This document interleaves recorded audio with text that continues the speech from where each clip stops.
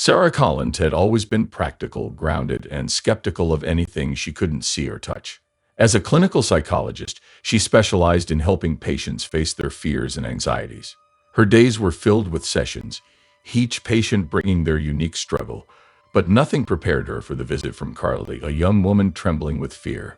Carly's eyes darted around Sarah's office. She spoke in a hushed, shaky voice, describing the strange, wide grin she had been seeing on various faces. It started with a stranger in the subway. His smile was unnatural, stretched too wide to be genuine. Since then, Carly had seen that same smile every day, on different faces. Sarah attributed it to stress or a vivid imagination, prescribed anti-anxiety medication, and scheduled a follow-up appointment.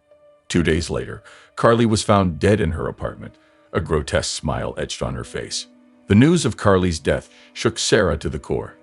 She attended the funeral out of professional duty. As she stood by the graveside, she noticed a man standing across from her, staring intently. His mouth stretched into an unnerving wide grin. A chill ran down her spine, but when she blinked, he was gone. In the following week, Sarah began seeing the same disturbing smile on random faces. At the grocery store, a cashier's lips curled up in that same unnatural way. On the street, a jogger flashed the same twisted grin as he passed her.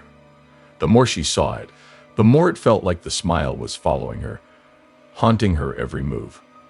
Determined to find a logical explanation, Sarah delved into Carly's background. She discovered that Carly had been investigating urban legends for a podcast she was producing. One legend, in particular, caught Sarah's attention: the Grinning Man, a malevolent entity said to appear with a sinister smile, bringing misfortune and death to those who saw it. Carly's co-host, Tom, reluctantly revealed that Carly had been obsessed with the Grinning Man. She thought it was real and felt like she was being watched, followed by that smile. Sarah's skepticism wavered. She started to experience sleep disturbances, waking up in the middle of the night to find herself smiling uncontrollably, her face aching from the unnatural expression. Desperate for answers, she visited a local folklore expert, Professor Daniel Mercer. Professor Mercer listened intently to Sarah's experiences. He explained that the Grinning Man is an ancient entity dating back to old European legends. It preys on fear, feeding off the terror it induces. The more you believe in it, the stronger its hold becomes. The realization that Carly's fear had transferred to her left Sarah with no choice but to confront the entity head-on. Sarah returned to the site of Carly's death, hoping to face the entity and end the nightmare. As she stood in Carly's apartment, the air grew thick with tension. The lights flickered, and a chill enveloped the room. Sarah felt an overwhelming presence behind her. She turned slowly, and there it was, the Grinning Man, his smile wider and more grotesque than ever. Sarah's heart pounded, but she steeled herself. She spoke aloud, rejecting the entity and its hold over her. The room erupted in a blinding light. When the light faded, the Grinning Man was gone. Sarah collapsed to the floor, exhausted but relieved. In the weeks that followed, the sinister smiles vanished from her life. Sarah knew she would never forget the terror she faced, but she had reclaimed her life and her sanity. She continued her practice, more empathetic and understanding of her patients' fears, knowing firsthand the power they held. But Sarah's victory was short-lived. The smiles were gone, but a lingering sense of unease remained. She began to feel watched, her every move shadowed by an unseen presence. One night, she received a call from an unknown number. Hesitant, she answered. A voice whispered that the Grinning Man wasn't gone. He was just waiting. Her blood ran cold. The voice was familiar, yet distorted. Panic set in as she realized the Grinning Man was not truly gone. She confided in her closest friend, Lisa, a no-nonsense journalist with a knack for uncovering the truth.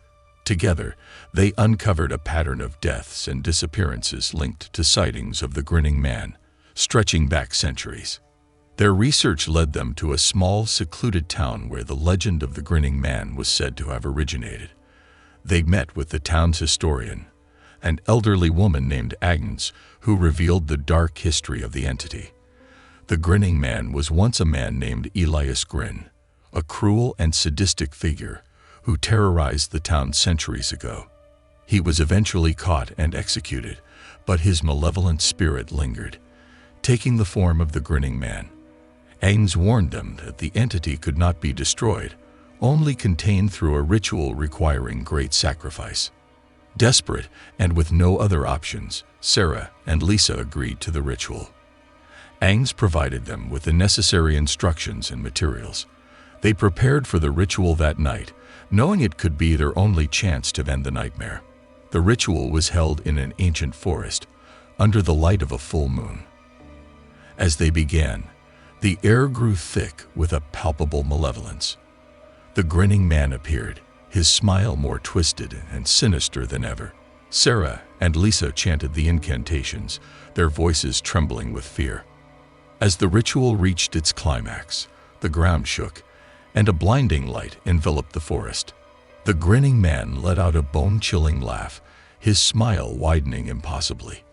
With a final burst, the grinning man vanished. Exhausted and shaken, Sarah and Lisa collapsed to the ground, hoping they had succeeded.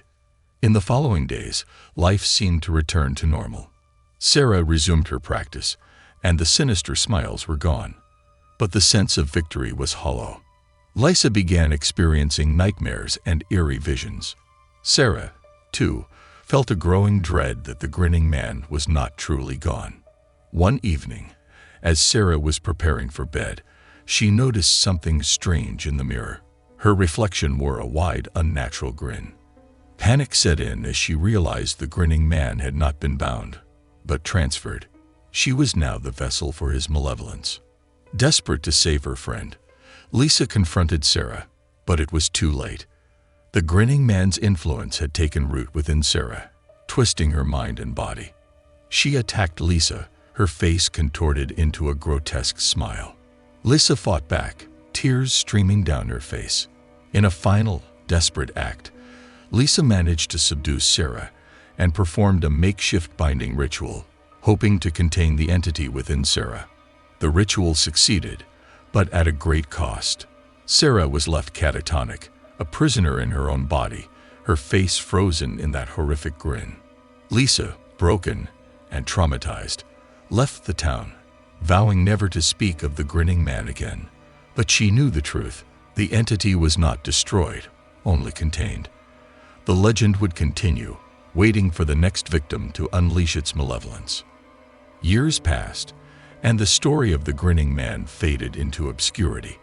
But in the dark corners of the world, the entity lingered, feeding off the fear and despair of those who dared to believe. And somewhere, in a forgotten town, a catatonic woman sat in a dimly lit room, her face twisted into an eternal, sinister smile, waiting for the day when the grinning man would rise again. Last but not least, just don't forget, for more afterlife tales, hit that cross. Oh sorry, I meant subscribe button.